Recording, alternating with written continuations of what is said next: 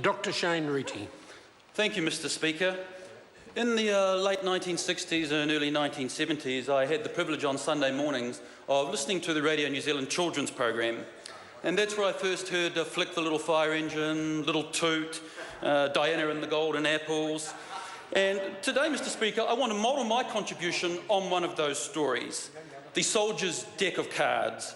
A story about a soldier who, in front of a court-martial, conveyed his beliefs with all that he had at the time, a pack of cards.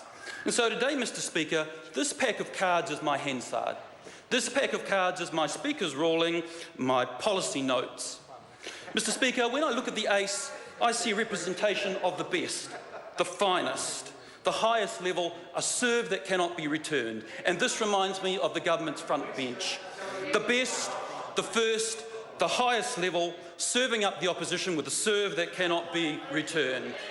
Mr. Speaker, when I look at the two, I'm reminded of the $2 billion in the 2016 health budget.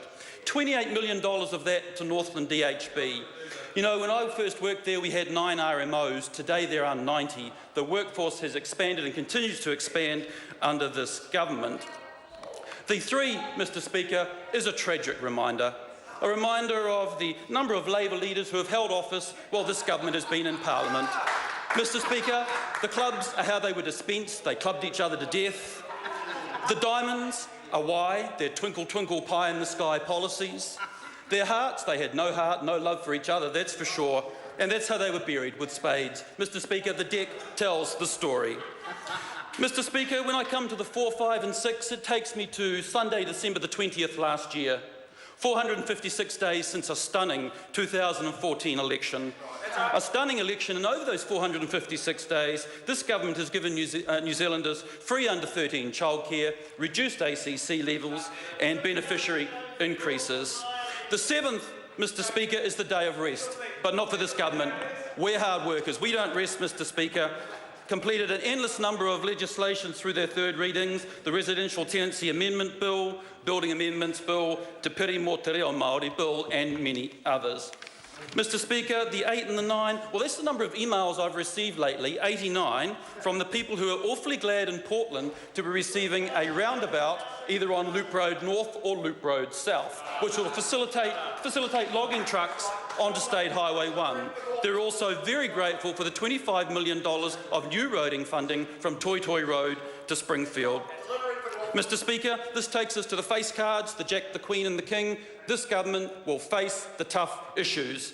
Te Ture Whenua is a tough issue. Foreign fighters is a tough issue. Auckland housing is a tough issue, and this government will face them all. Mr. Speaker, in conclusion, that leaves just one, the Joker. The Joker, and I'll leave it to the House to decide who and what party that is. But let me give you the attributes of the Joker. The Joker is very old.